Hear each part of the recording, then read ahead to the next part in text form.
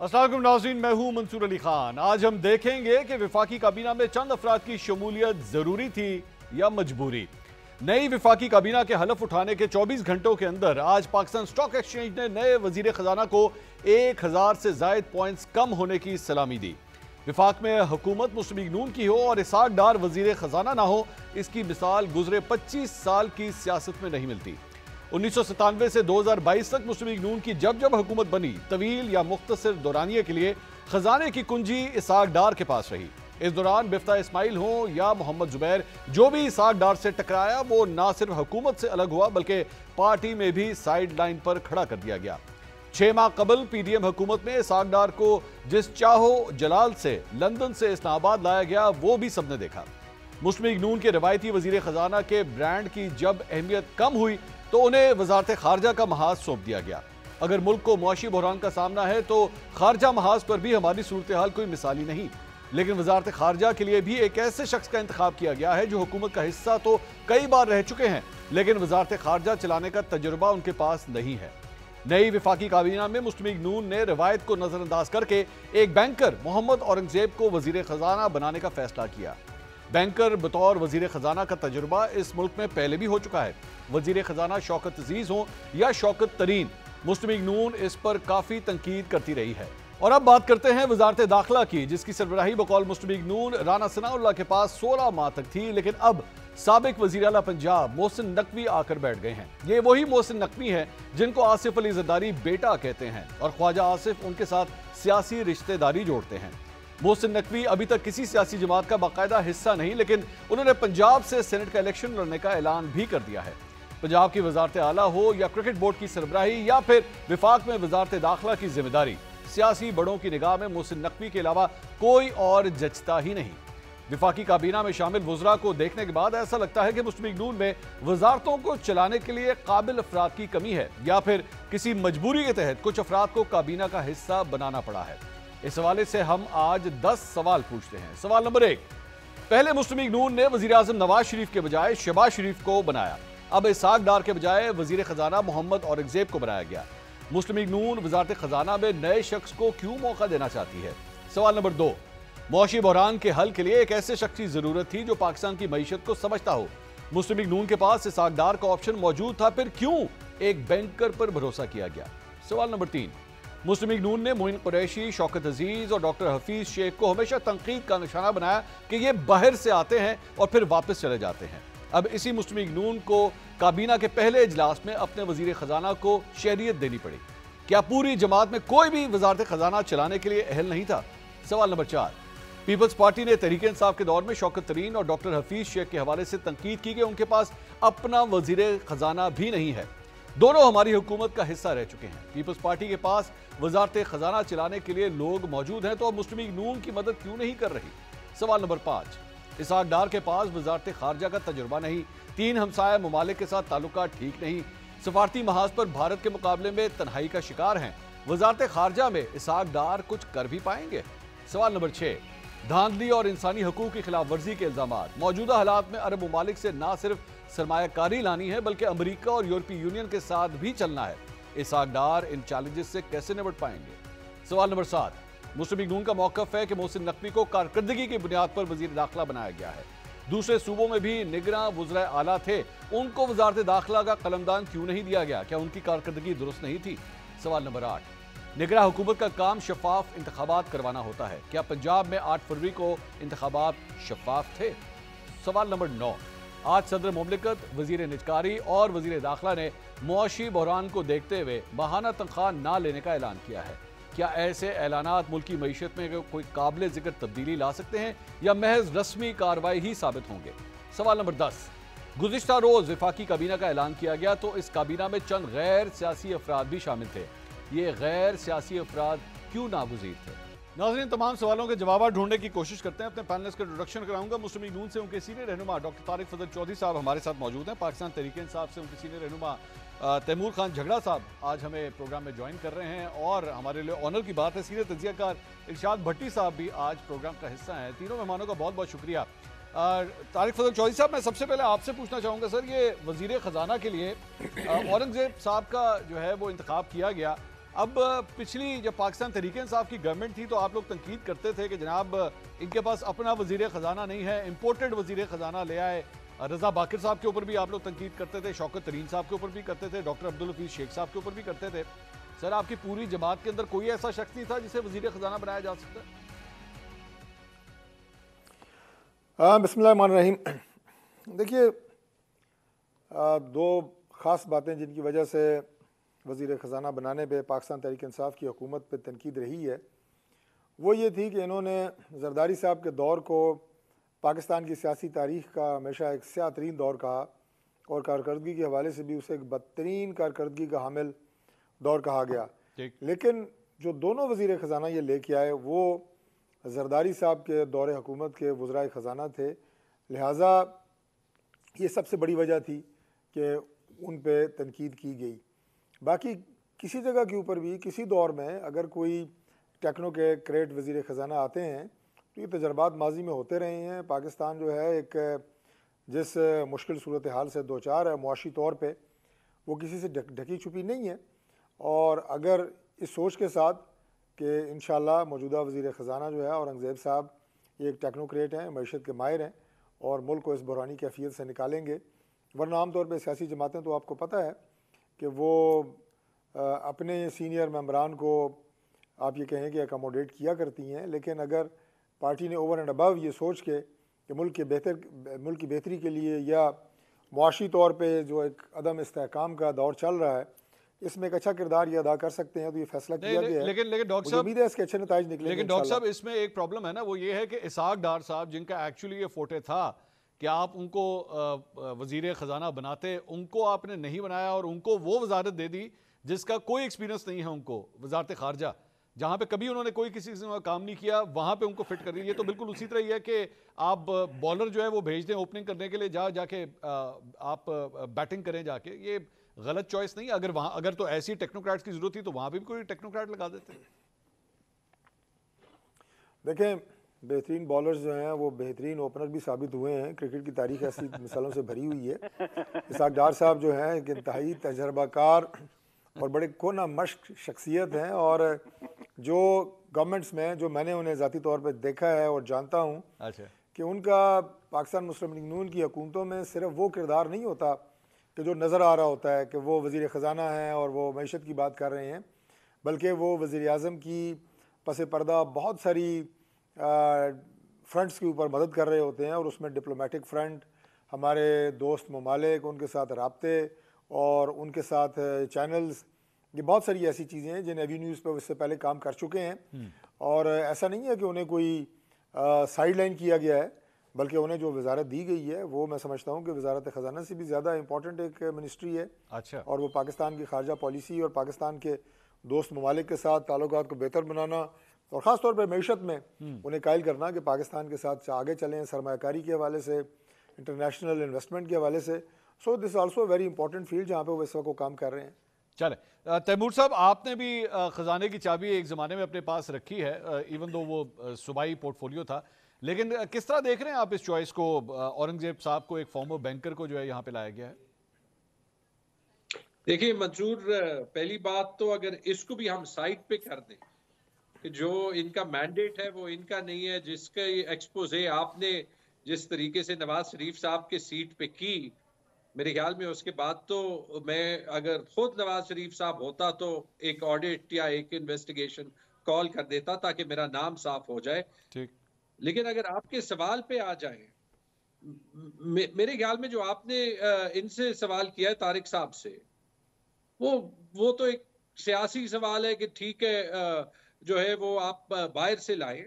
जो असली मेरे ख्याल में ये एक्सपोज करता है वो ये करता है कि ये इसहाक डार और पीएमएलएन की इकोनॉमिक पॉलिसीज पे एक बहुत बड़ा वोट ऑफ नो कॉन्फिडेंस है जो इनने उन्हें खुद लिया या इनको लेना पड़ा।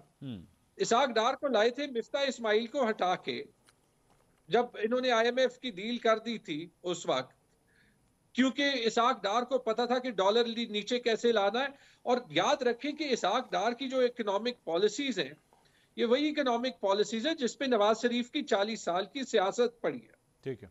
तो मेरे ख्याल में ये तो डे वन से एब्सोल्युटली जाहिर ये हो गया कि नवाज शरीफ की हुकूमत ने खुद नवाज शरीफ की हुकूमत पे वोट ऑफ नो कॉन्फिडेंस दे दिया।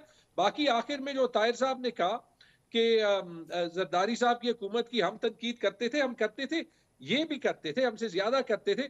हम तो उनके 2 वज़राए खजाना को ले आए, ये तो अभी जरदारी साहब को ले आए और सदर हाउस में बिठा दिया। लेकिन झगड़ा साहब, पाकिस्तान तहरीक इंसाफ किस तरह तनकीद करेगी? सर, आप लोग तो खुद 2 वजीर खजाना तब्दील कर चुके हैं। पहले आप असद उमर साहब को लाए, फिर अब्दुल हफीज शेख साहब, फिर शौकत तरीन। आप लोग भी तो बहुत तब्दीलियां करते रहे। नहीं, वो तो देखिए, उसमें तो कोई, मैं तब्दीली की तो वो नहीं कर रहा। Ishaq Dar was the poster boy of PML. और इसमें भी कोई शक नहीं कि जो हमारा जो इकोनॉमिक मॉडल है उसको चेंज करना है। आपने इसलिए देखा है मैंने औरंगजेब साहब की तनकीद नहीं की पर्सनली। क्यों नहीं की? उनका सीवी जो है वो बोलता है। मेरे ख्याल में हमारे पास अच्छे टेक्नोक्रेट्स होने चाहिए, लेकिन आया एक ऐसे माहौल में जहां पे एक गवर्नमेंट का मैंडेट पे इतना बड़ा सवालिया निशान हो, उनको भी पता हो कि उनकी मैंडेट की असलियत क्या है, वो कितना कुछ रिफॉर्म कर सकेंगे, और वो जो टेक्नोक्रेट आएगा क्या वो उस पॉलिटिकल गवर्नमेंट को एक्चुअली जो है वो कैन ही कन्विंस देम? ठीक है, बिकॉज मिफ्ता साहब तो नहीं कर सके ना। ठीक, तो मेरे ख्याल में we are still in for a very tough 1 or 2 years। मुझे ये हुकूमत उससे ज्यादा चलते हुए नहीं नजर आ रही। देखिए, इमरान खान से जेल में तो मुलाकात वो बर्दाश्त नहीं कर सकते, ये 2 हफ्तों का बैन लगा दिया। तो इब्तिदा तो जिस तरीके से हुई है, क्या क्या बंदा कहे। ठीक है। भट्टी साहब, एक सवाल यहाँ पे उठता है, जिस तरह अभी झगड़ा साहब फरमा रहे थे कि अगले 1-2 साल बड़े मुश्किल हैं, और ये बात तो मियां नवाज शरीफ साहब खुद भी ये कह चुके हैं। लेकिन इस तरह एक बाहर के बंदे को लाके खजाने की चाबी पकड़ाना, कल को जब एक मुश्किल फैसले होंगे और आईएमएफ कहेगी, जारी बात है टैक्सेस के हवाले से और चीज़ों को महंगा करने के हवाले से आईएमएफ कहेगी, मुस्लिम लीग नून उसके बाद उसे ओन करेगी कि हाँ जी नहीं, ये जो कुछ भी है बंदा हमारा ही है, हमने ये फैसला किया है, या वो कह देगी कि नहीं जनाब हमारा तो ताल्लुक कोई नहीं, ये आप जाने और ये औरंगजेब साहब जाने? सबसे पहले तो रमज़ान मुबारक पूरी कौम को, सबको। और इस बार कहना ये है अपनी पूरी कौम से कि खुदा के लिए मसनूई महंगाई ना कीजिएगा, ज़ख़ीरा अंदोज़ी ना कीजिएगा, मिलावट ना कीजिएगा। और बहुत मुश्किल वक्त में है कौम, महंगाई, बेरोज़गारी और गुर्बत में। खुदा के लिए अपने इर्द गिर्द नज़र मारें और इज़्ज़त और वक़ार के साथ जो मुस्तहक़ हैं उनकी हेल्प ज़रूर कीजिएगा। ये बरकतों का महीना है, अल्लाह आप सब की इबादतें कबूल करे। दूसरी बात यह है भाईजान, औरंगज़ेब साहब सुना है उनको शहरियत दी जा रही है, और सुना है कि वो 3 करोड़ की नौकरी और डच शहरियत छोड़ के आए। अच्छी बात है, बहुत अच्छी बात है, वरना पूरा मुल्क, मैं कहता हूँ कि अमेरिका मुर्दाबाद रैली में अगर वीज़ा खुल जाए तो सारे स्टेज तक खाली हो जाए, चले जाएँ, पूरा मुल्क बाहर ही जाई जा रहा है। अब इसकी एक तो ये औरंगज़ेब साहब, दूसरा मुझे जो खौफ आ रहा है और परेशानी हो रही है वो ये है कि जो इनकी मुल्क के मसाइल देखें, मुल्क जिन हालात में है वो देखें। अगर हम सियासी अदम इस्तेकाम, नफ़रत, तकसीम, मैंडेट, चोरी शुदा मैंडेट, फार्म 45, फार्म 47, मखसूस नशिस्तें, PTI, इसको साइड पे भी रखें, तो अगर हम सिर्फ ये मसाइल देखें अपने मुल्क के, मईशत के, गवर्नेंस के, परफॉर्मेंस के, तो आप मुझे ये टीम जो चुनी गई है, जो शहबाज शरीफ साहब ने 19 रुकनी टीम चुनी है, मैं तो खौफ आ रहा है मुझे कि इसाक डार साहब को खारजा थमा दिया गया है। अब मुझे नहीं समझ आती कि इस वक्त जो सारी जंगें खारजा अमूर फ्रंट पे लड़ी जा रही हैं, उसमें पहले 16 महीने हमने बिलावल को भुगता, और बाद में पता चला कि 56 दौरे करने वाला बिलावल तो अंडर ट्रेनिंग था, और फिर उस जाम कमाल को तिजारत दे दी है। अब मुझे नहीं पता कि जाम कमाल साहब तिजारत में कितने एक्सपर्ट हैं। खालिद मकबूल सिद्दीकी की पहले भी हम कहते थे PTI के दौर में, और अब फिर IT या साइंस एंड टेक्नोलॉजी दे दी है, मुझे नहीं पता चला वो इसमें क्या कमाल दिखाएंगे। राना तनवीर सनतों पैदावार, अब मुझे नहीं पता कि राना साहब कितने माहिर हैं सनतों में, कितनी वो सनतें बंद पड़ी हुई चला पाएंगे, कितनी पैदावार हमारी होगी। रियाज पीरजादा को हाउसिंग दे दी गई, आप अंदाज़ा करें रियाज पीरजादा साहब क्या करेंगे। अवैस लगारी साहब को जो कर्ज़ों में और खसारे में डूबा रेलवे थमा दिया गया है। अब मुझे नहीं पता कि वो रेलवे के कितने बड़े एक्सपर्ट हैं। सालक हुसैन को समंदर पार पाकिस्तानीज़ और ओवरसीज़ पाकिस्तानीज़ और इंसानी हकूक़ थमा दिया गया है। अब मुझे नहीं, मैं हैरान हूं कि सालिक साहब का इससे क्या ताल्लुक बनता है। अलीम खान साहब निजकारी उनको थमा दी गई और आज चीमा साहब जो बड़े खुश नसीब हैं कि वो PDM 1 में भी थे, निगरान में भी थे, अब PDM 2 में भी हैं, तो वो इक़्तिसादी अमूर हैं। तो एक तो ये ज़हन में रखिएगा कि इस तरफ क्या हो रहा है, ये वजारतें और उनके लोग और उनकी वजारतें और टारगेट्स। भट्टी साहब मेरा एक तो सवाल है, एक सवाल ले लें, आपने सबके नाम ले दिए सर। मेरा तो एक बेसिक सवाल है, उसके बाद डॉक्टर तारिक फजल चौधरी साहब भी इसका जवाब दें। सर नवाज शरीफ साहब को क्यों नहीं इस्तेमाल किया गया? नवाज शरीफ साहब का एक्सपीरियंस है, साबिक वजीर आजम है, साबिक वजीर आला रह चुके हैं, बट गवर्नेंस का बड़ा उनका एक्सपीरियंस है। उन्होंने वजीर आजम तो चले नहीं बनाया, लेकिन उनसे और कुछ नहीं तो एक सीनियर मतलब खारजा की अगर आप उनको दे देते, नवाज शरीफ साहब को दे देते, या खजाने की चाबी आप उनको दे देते, वो तो वजीर खजाना भी रह चुके हैं पंजाब के अंदर और बड़ा अहम पोर्टफोलियो रहा है, तो आखिर उनके एक्सपीरियंस से फायदा क्यों नहीं उठाया गया? मेरा ख्याल है कि एक तो गो के कहा जा रहा है कि नवाज शरीफ साहब ही सारा कुछ मॉनिटर करेंगे, लेकिन हमें पता एक्सपीरियंस बताता है कि जब PDM 1 ख़त्म हुई तो नवाज शरीफ साहब को कहा गया कि इतनी बदतरीन आपकी हुकूमत गुजरी। उन्होंने कहा किन की हुकूमत? हमारी हुकूमत तो थी नहीं, मेरी हुकूमत तो 2017 में ख़त्म हो गई। तो हो सकता है नवाज शरीफ साहब ये भी कह दें कि ये भी मेरी हुकूमत नहीं है। और दूसरी बात यह है कि हो सकता है नवाज शरीफ साहब खजाना के वजीर खजाना इस उम्र के इस हिस्से में और इस सतह पर आकर ना बनना चाहें या खारजा अमूर में ना बनना चाहें। वैसे नवाज शरीफ साहब ने 4 साल, जब आखिरी 4 साल से खारजा अमूर अपने पास ही रखी थी, तो अब लेकिन ये टीम देख लीजिए, मेरी दुआएं हैं कि क्योंकि ये मुल्क इनका भी है, मेरा भी है, हमने सारों ने खुदा ना खास्ता अगर डूबे तो इकट्ठे डूबना है, अल्लाह ना करे ऐसा हो, ये चला पाएं। लेकिन मुझे बड़ा खौफ आ रहा है कि ये जो टीम है ये क्या कर पाएगी। दूसरा औरंगजेब साहब पे आ जाइए। औरंगजेब साहब, मुझे ऐसा लगता है कि जो मईशत की भाग दौड़ है वो इस्टेब्लिशमेंट के हाथ में होगी। अच्छा। और मुझे ऐसा लगता है कि बिजनेस काउंसिल के ज़ेर एहतमाम ये सारा कुछ होगा। जैसे कि झगड़ा साहब मौजूद हैं कि इमरान खान साहब के दौर में इस्टेब्लिशमेंट ही थी जो मुल्कों से ताल्लुकात ठीक करती थी, जो पैसे लाती थी, जो रस्तों के कांटे चुनती थी, जो इमरान खान साहब के दौरों से पहले जाया करती थी। फिर अब भी मुझे लगता है कि सारा कुछ उन्हीं करना पड़ेगा, ये सिर्फ बराए नाम होंगे आगे। मुझे लग रहा है कि बिजनेस काउंसिल के अंडर आएंगे। क्यों डॉक्टर साहब पूरी रिस्पॉन्सिबिलिटी लेते हैं? औरंगजेब साहब जो है वो मुस्लिम लीग नून रिस्पॉन्सिबिलिटी लेगी, जो भी वो फैसले करेंगे आप लोगों से ओन करेंगे, और नवाज शरीफ साहब का जो है वो क्यों फायदा नहीं उठाया गया, इस पर भी जरा कॉमेंट कर दीजिएगा।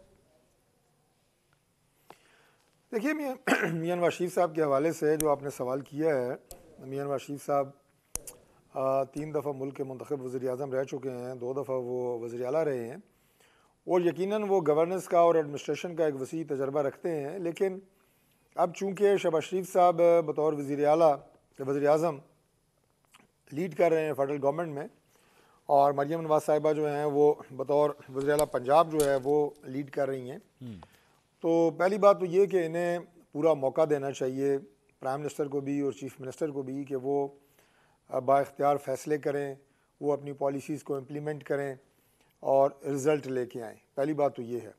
दूसरी बात ये है कि जहाँ इन्हें मियां नवाज शरीफ साहब की सरपरस्ती की, उनकी गाइडेंस की ज़रूरत पड़ेगी, दैट इज़ ऑलवेज़ देयर, वो बिल्कुल वहाँ पे मौजूद है और वो इंशाल्लाह ताला इन्हें हासिल रहेगी। तीसरी बात जो आपने की है जी ओन करने की, तो यकीनन औरंगज़ेब साहब जो इस वक्त वज़ीर ख़जाना हैं और उनके साथ पूरी कैबिनेट का एक मेंबर जो कि मुकर्रर किया गया है, फेडरल गवर्नमेंट बिल्कुल उन्हें ओन करती है।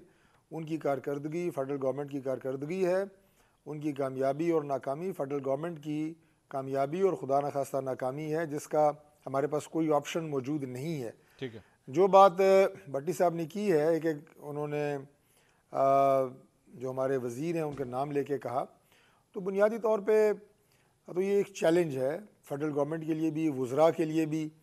अब अगर जैसे सरदार लगारी साहब हैं, अगर उन्हें रेलवे दिया गया है, उन्होंने कहा रेलवे में वो क्या करेंगे, अगर इंडस्ट्री दे दे तो आप कहते हैं कि इंडस्ट्री में वो क्या करेंगे, ओवरसीज़ देते हैं कहते हैं वहाँ क्या करेंगे। बात ये होती है कि आप में कितनी सलाहियत मौजूद है और कितना अज़म मौजूद है।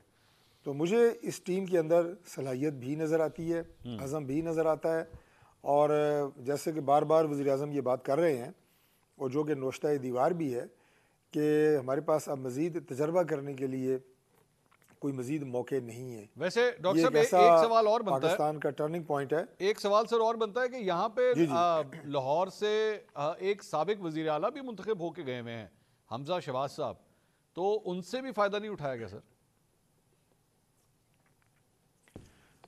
देखिए, हमजा साहब इससे पहले साबिक वज़ीर आला रहे हैं और वो प्राइम मिनिस्टर साहब के साहिबजादे हैं। जहाँ उनकी ज़रूरत पड़ेगी यकीनन वो अपना किरदार अदा करेंगे।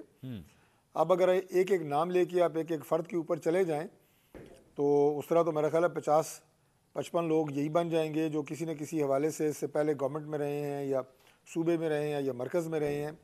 लेकिन एक मुख्तसर काबीना रखना ये भी शहबाज साहब की एक ख्वाहिश थी, उनका एक फ़ैसला था।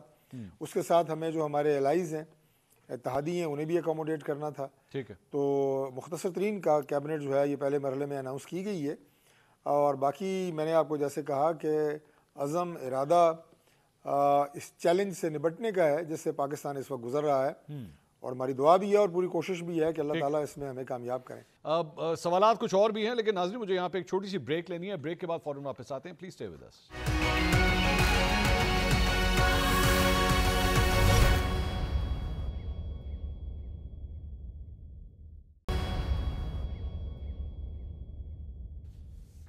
नाज़रीन welcome back after the break. Doctor Tariq Fazal Chaudhry, Taimur Jhagra साहब और इरशाद भट्टी साहब हमारे साथ मौजूद हैं। झगड़ा साहब, एक और डेवलपमेंट आज हुई, पाकिस्तान तहरीक इंसाफ की जानिब से प्रेस कॉन्फ्रेंस भी इसके ऊपर की गई। आप लोगों के जो सीनियर रहनुमा हैं उनको आज अडियाला जेल में इमरान खान साहब से मिलने नहीं दिया गया और सिक्योरिटी रीजंस की वजह से कह दिया गया कि जनाब 2 हफ्ते के लिए पाबंदी लगा दी गई है। अब बड़े सवेर किस्म के सिक्योरिटी कंसर्न्स है। बताया गया था अडियाला जेल के आसपास से जो है वो दहशतगर्द भी पकड़े गए थे। तो आप लोगों के लिए तो ये पॉइंट ऑफ कंसर्न नहीं होना चाहिए, बल्कि इसके ऊपर एहतजाज किया जा रहा है कि हमें मिलने नहीं दिया गया। मंसूर, ड्रामा चल रहा है, आपको पता है। आई एम सॉरी टू से कि चाहिए तो ये कि आप अपनी गलतियों से सीख लें। 2 साल वहां तक हम ले गए, पीएमएलएन खुद अपने आप को ले गई कि 17 सीटों की पार्टी रह गई। फॉर्म 45 की मैं बात कर रहा हूं, ठीक है। अभी भी अगर नहीं सीखते, अभी मैंने सुना है या पढ़ा है कहीं के मरियम बीबी ने जो है वो प्याज की कीमत पंजाब में जो है वो रखने के लिए केपी में या पंजाब से बाहर प्याज की जो मूवमेंट है वो बैन कर दी, जो कि हमेशा इनकी हुकूमतों में पंजाब में होता है, जो कि आइन के खिलाफ है। फ्री मूवमेंट ऑफ गुड्स का जो है वो कहता है। और ऐसे वक्त में जहां पे इतनी ज्यादा पोलराइजेशन तो है, यहाँ तो बिल्कुल नहीं करना चाहिए। यहाँ तक खान साहब की मुलाकात की जरूरत है। झगड़ा साहब, this has happened in your government also. Punjab की जब आप लोगों की हुकूमत थी, आप लोगों ने भी ये काम किए हैं। यार वो अपनी जगह जहां पे हुआ होगा वहां पे हमने उसके अगेंस्ट भी स्टांस लिया है। ब्लैक एंड व्हाइट में मैंने खुद लिया है, क्योंकि एक यही हो जाता है ना कि हमारी ब्यूरोक्रेसी का कल्चर बन जाता है। हाँ। लेकिन जब आप सेंसिटिव टाइम में होते हैं तो फिर आप पे ज्यादा जिम्मेदारी होती है। इससे ज्यादा सेंसिटिव टाइम कोई नहीं। अच्छा, आप अभी मेरे से भी सवाल पूछ रहे हैं, मैं तनकीद कर रहा हूं, लेकिन कोशिश मेरी बारहा ये है कि जो एथनिक पोलराइजेशन है वो ना ज्यादा हो। वापस जाते हैं जो खान साहब के साथ मुलाकात की बात, ये उनका आईनी हक है, कोर्ट के ऑर्डर्स हैं। 2 दिन जो है वो जाना है। सबको पता है कि सजा गलत है। मरियम नवाज शरीफ का अगर रूथलेस बनने का मतलब ये था, हालांकि शायद मैं आपके प्रोग्राम पे ही था और मुसद्दिक साहब ने रूथलेस की कोई नई डेफिनेशन, या काशिफ के साथ था, नई डेफिनेशन उन्होंने बना दी थी कि रूथलेस का मतलब कि सबके साथ इक्वल ट्रीटमेंट। ठीक है। तो इक्वल ट्रीटमेंट तो मुझे नहीं नजर आ रही, लेकिन बहरहाल ये भी ट्राई कर दें। वैसे इसके साथ तो इसका कोई ताल्लुक नहीं कि सेनेट का शेड्यूल जो है वो अनाउंस हो गया और ये शायद ये नहीं चाहते कि खान साहब से जो है वो अंदर जाके इनपुट ली जाए। मुझे समझ में नहीं आ रही, लेकिन ये मिस्टेक्स अभी खत्म करने चाहिए। अगर वाकई मुल्क ने आगे बढ़ना है और इतनी बड़ी इकोनॉमिक क्राइसिस है जो कि है, तो फिर the owners of responsibility is on the government कि वो माहौल को खराब ना करे। अच्छा, वैसे ही उनके मैंडेट पे पूरी दुनिया मान रही है। लेकिन झगड़ा साहब अभी आपने ये जो एथनिक पोलराइजेशन की बात की और पोलराइज काम इतना ना हो, लेकिन जब आप ही के पार्टी के वजीर आला जब वो ओथ टेकिंग सेरेमनी में ना जाएं प्राइम मिनिस्टर की और प्रेसिडेंट की, what sort of a signal is he giving? नहीं, फर्क है। मेरे ख्याल में जो पॉलिटिकल पोलराइजेशन है, जो हमारा मैंडेट पे स्टांस है, उसके हिसाब से ये स्टेप बनता है। और मेरे ख्याल में जो अली खान ने एक बात की है, जो मेरे ख्याल में अच्छी बात है, उन्होंने ये कहा है कि जो आईनी फोरम्स हैं उस पे वो जाएंगे। सीसीआई की मैं बात कर रहा हूं कि एक्चुअल जो एंगेजमेंट होती है, जो गवर्नमेंट टू गवर्नमेंट एंगेजमेंट होती है, वो यहाँ पे होती होगी। ठीक है। तो अगर और ये भी हो सकता है कि माहौल मजीद खराब हो और वहां पे फिर ये हो जाए जैसे महमूद खान साहब के वक्त में था कि वो फिर आखिरी साल में नहीं जा पाए उन फोरम्स पे, और मुझे उनको रिप्रेजेंट करना पड़ा, लेकिन वो आइडियल नहीं है। ठीक है। कम से कम जो गवर्नमेंट टू गवर्नमेंट एंगेजमेंट है वो होनी चाहिए। लेकिन again the onus is on the government, because पूरी दुनिया अभी ये मान रही है, कह रही है। दोबारा मैं कहता हूं, आपके यूट्यूब वीलॉग पे मैंने देखा है और हैरत भी हुई और हंसी भी आई जो नवाज शरीफ के सीट पे हुआ। इरशाद भट्टी साहब, ये इमरान खान साहब से ना मिलने देना, 2 हफ्ते के लिए पाबंदी, ये एक नई चीज़ आई है, इससे पहले इस तरह नहीं थी। पाकिस्तान तहरीक इंसाफ कह रही है जी फाउल है, और जिस तरह झगड़ा साहब की आपने गुफ्तगू सुनी कि कहीं ऐसा तो नहीं है कि सेनेट के इलेक्शंस की वजह से ये पाबंदी लगाई गई है कि उनसे कोई मुज़ाकरात या मुशावरत ना हो सके। आपको भी यही लगता है या एक्चुअली कोई वाकई कंसर्न है? क्योंकि इमरान खान साहब जाहिर बात है एक हाई वैल्यू टारगेट तो हैं, तो उनकी ज़िंदगी भी बड़ी इंपॉर्टेंट है। देखिए, दोनों रुख हैं इसके। अब एक तो ये है कि अडयाला जेल में दहशतगर्दी होने वाली थी, बड़ी तबाही से बचा लिया, 3 दहशतगर्द पकड़े गए। उसके बाद हमारे सामने महकमा दाखिला पंजाब के 2 ख़त आते हैं जो आईजी प्रिजन को लिखे गए हैं, जिसमें उन्होंने बड़ी तफसील से बताया है कि पूरी जेल की चेकिंग की जाए, जेल के इर्द गिर्द चेकिंग की जाए, सारी मुलाकातों पर पाबंदी लगाई जाए, जेल के इर्द गिर्द खारदार तारें लगाई जाएं, मशकूक अफराद पर नज़र रखी जाए, जेल के अंदर ठेकेदारों की क्लियरेंस हो, रेंजर्स और पुलिस मशकें करें। एक तो ये है। दूसरा ये, और बहुत सारे हमारे तजियाकार दोस्त और जो इन्वेस्टिगेटिव रिपोर्टर्स हैं वो कहते हैं ये टेबल स्टोरी है, ये जाली स्टोरी है। अच्छा। और इसके दो हैं। एक के इमरान खान से मुलाकातों पर पाबंदी आयद कर दी जाए, क्योंकि अदालतों से हुक्म लेकर मुलाकातें हो रही थीं, तो मुलाकातों पर पाबंदी आयद की जाए, उन्हें तनहा किया जाए। और दूसरा एक ये भी बातें हो रही थी कि शायद उन्हें अडयाला जेल से शिफ्ट करने के लिए ये किया जा रहा है, या अडयाला जेल से किसी और जेल में शिफ्ट किया जाए। अभी जैसे जब मैं आपसे बात कर रहा हूँ तो अभी ये भी आ रहा था कि अलीमा खान ने कॉल दी है कि तमाम MNAs MPAs अडयाला जेल पहुँचे, और बाकी भी पार्टी के कह रहे थे कि इमरान खान की जान को ख़तरा है, अडयाला जेल के बाहर एहतजाज करें वगैरह वगैरह। अच्छा। तो दोनों सूरतों में मेरा ख्याल है कि जो भी है जेल के हुक्काम को PTI के लोगों के साथ मिलकर बैठकर ये मामला सुलझाना चाहिए। अगर दहशतगर्दी का ख़तरा है तो वो तो फिर वो भी फिर भी बैठें, और अगर नहीं है तो ये ऐसा ना करें, क्योंकि ऐसा करने का कभी ना पहले कभी कोई फ़ायदा हुआ है, ना बाद में होना है, ना आइंदा होगा। यहाँ पे मुझे 1 मिनट ज़रा रोकना पड़ेगा, कुछ और भी सवालात हैं, लेकिन यहाँ पे ब्रेक का कहा जा रहा है। नाज़रीन, एक ब्रेक लेते हैं, ब्रेक के बाद फ़ौरन वापस आते हैं। प्लीज़ स्टे विद अस।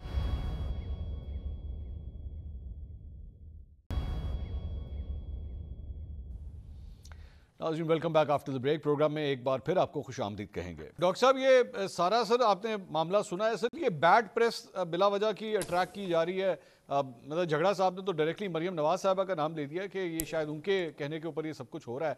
तो इसकी ज़रूरत जब PTI खुद नहीं महसूस करती कि आप बिला वजह इतनी सिक्योरिटी को हाइटन कर रहे हैं, उसकी रीजंस कुछ और बन रही हैं कि शायद सेनेट के इलेक्शंस की वजह से सब कुछ हो रहा है। देखिए, एक बात तो बिल्कुल सही है कि हालात को सॉफ्ट रखना और जो मुल्क में एक सियासी तनाव की कैफियत है, इस टेंशन को कम करना ये हुकूमत की ज़्यादा ज़िम्मेदारी है, और हर दौर में हुकूमत ही की ज़िम्मेदारी होती है कि वो इस फ्रिक्शन को कम से कम रखे। क्योंकि जो कारोबारी जो अपना मुल्क में कारोबार जिसको कहते हैं, मईशत जिसको कहते हैं, मुल्क में तरक्की का पहिया जिसे कहते हैं, ये सारा चलाना जो है ये हुकूमत वक्त की ज़िम्मेदारी होती है, और वो कभी भी तसादुम से नहीं चलता। उस अफ़ाम व तफ़हीम वाली कैफियत को बहरहाल ये गवर्नमेंट की ज़िम्मेदारी होती है। इससे तो मैं बिल्कुल इत्तफ़ाक़ करता हूँ। ठीक। बाकी जिस तरह भी भट्टी साहब ने तबसरा किया, देखिए इसके दोनों एस्पेक्ट हैं।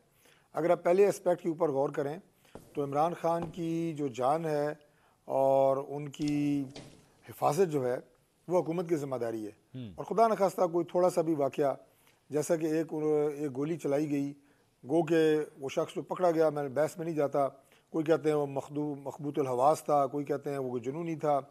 वो गोली एक चली और उसके बाद वो पता चला जनाब के कई उससे आगे से कहानियाँ बनी, किस में हकीकत थी किस में नहीं थी। उस बहस में ना हम जाते हैं ना हमें जाने की ज़रूरत है। लेकिन बहरहाल वो एक अटैक था जो इमरान खान के ऊपर हुआ। If I don't pin point तो ये ज्यादती होगी। कैसे वक्त की तब्दीली है कि जब इमरान खान साहब जेल में नहीं थे और वो कोर्ट में नहीं आते थे और वो कहते थे कि मेरी जान को खतरा है, तो मुस्लिम लीग नून इसको मानती नहीं थी बल्कि मजाक उड़ाती थी कि ये क्या सर के ऊपर आप पहन के आ जाते हैं, ये क्या किस किस्म की सिक्योरिटी, कौन सी सिक्योरिटी। आज सर वही हुकूमत सिक्योरिटी की वजूहत बता रही है। मैं क्लियर कर देता हूँ। इमरान खान साहब जिस वक्त आते थे हमारे पास कोई ऐसी इतला नहीं थी कि उनको जान को खतरा है। मैं गवर्नमेंट की बात कर रहा हूँ। अच्छा। और ना उस वक्त हम गवर्नमेंट में थे। मैंने कहा कि उनके ऊपर एक हमला हुआ, वो कातलाना हमला था, थोड़ा था ज़्यादा था, इस बहस में जाने की ज़रूरत नहीं है। इस वक्त वो गवर्नमेंट की कस्टडी में है। इस वक्त अगर एक स्टेप उठाने की ज़रूरत है उनकी जान की हिफाजत के लिए, तो मैं समझता हूँ कि 10 उठाने चाहिए। अच्छा। क्योंकि खुदा न खास्ता इमरान खान को थोड़ा सा भी अगर नुकसान पहुँचता है तो वो एक बहुत बड़ा नुकसान होगा मुल्क में जो हमारी पॉलिटिकल एनवायरनमेंट है उसके लिए, आगे तरक्की के लिए, मुल्क के सियासी माहौल के लिए। तो इसलिए गवर्नमेंट अगर ये सोच के कि कोई रिस्क नहीं लेना चाहिए, ये मैं समझता हूँ कि पॉजिटिव सोच है। बाकी इसका दूसरा एंगल अगर आप निकालें, इसे पॉलिटिकल रंग देने की बात करें तो ज़ाहिर है उसे किसी को रोका तो नहीं जा सकता। ठीक। लेकिन हुकूमतों को हमेशा अपनी, जो मैं आखिरी जुमला कह दूँ, अपनी जो उनकी आप ये कहें कि लोगों की नज़र में जो उनकी राय होती है वो इतनी इम्पॉर्टेंट नहीं होती जितना प्रैक्टिकली को कदम उठाना, जिस तरह इस मामले में इमरान खान की जान की हिफाजत, ये सबसे ज़्यादा ज़रूरी है। That is top priority. ठीक है। झगड़ा साहब, आज एक और डेवलपमेंट हुई है। इलेक्शन कमीशन ऑफ पाकिस्तान ने अली अमीन गंडापुर साहब की नाअहली के हवाले से जो दरख्वास्त है उसे काबिल समात करार दे दिया है। Now this is a red signal कि अली अमीन गंडापुर साहब की वजारत आला या उनकी सीट जो है वो भी खतरे में आ सकती है। पार्टी इसके लिए मेंटली तैयार है? मंजूर, देखिए अगर ऑनेस्ट बात करें और आपने मेरे से बात भी की, मेरी मीडिया पे एक अली खान से मिसअंडरस्टैंडिंग की बात भी हुई, लेकिन अगर आप एक्चुअली देखें लोगों को परसेप्शन अभी क्या जा रही होगी कि कोशिश ये की जा रही है इन सारे स्टेप्स के साथ, राइट, कि कोई जो है वो लेवरेज पैदा की जाए कि अली खान जो है वो अगर हुकूमत चला रहे हैं तो फुली आजाद ना हो, आज ये हो गया कल ये वापस हो जाएगा। मेरे ख्याल में टाइम आ गया है कि जिनको हुकूमत की रिस्पॉन्सिबिलिटी दी गई है और अवाम ने दी है कि उनको छोड़ा जाए कि वो हुकूमत चलाए। अच्छा। अगर अली खान की कैंडिडेचर में कोई मसला था तो फिर ये वक्त नहीं है उठाने का। He is the chief minister of Khyber Pakhtunkhwa और अभी उनको डिलीवर करने का मौका दिया जाना चाहिए और पूरी पार्टी और खैबर पख्तूनख्वा की आवाम उनके साथ खड़ी है। ठीक है। ये जो काम इलेक्शन कमीशन कर रही है और साथ में ये जो 100 से ज्यादा हलकों पे फॉर्म 45 के मसले चल रहे हैं जिनको वो देख ही नहीं रही। दुनिया में कोई शख्स है जो ये बिलीव करेगा कि इसके पीछे कोई मेरिट है? ठीक ठीक है। बहुत बहुत शुक्रिया तैमूर झगड़ा साहब, इरशाद भट्टी साहब और डॉक्टर तारिक फजल चौई साहब। नाज़रीन, जाते जाते तैमूर झगड़ा साहब के हवाले से एक बात मैं कहूँगा कि ये वही अली अमीन गंडापुर साहब की जो है वो हिमायत में बात कर रहे हैं जिन्होंने इनको एक्चुअली कैबिनेट में शामिल नहीं किया था। और उसके बाद जो है एक नई कंट्रोवर्सी सोशल मीडिया पे भी चलना शुरू हो गई थी कि आखिर तैमूर झगड़ा साहब को जो है वो कैबिनेट में क्यों शामिल नहीं किया गया। पहले वजीर ख़जाना थे खैबर पख्तूनख्वा के, लेकिन इस बार उनको नहीं बनाया गया। लेकिन तैमूर झगड़ा साहब फिर भी ये कह रहे हैं कि अली अमीन गंडापुर साहब जो हैं वो वज़ीर आला हैं खैबर पख्तूनख्वा के और उन्हें मौका देना चाहिए। उनको पूरा राइट है कि वो सूबे को जिस तरह भी चलाना चाहें, ये उनका हक है। प्रोग्राम से अब तक इतना ही। कल आपसे दोबारा मुलाकात होगी। अल्लाह हाफ़िज़।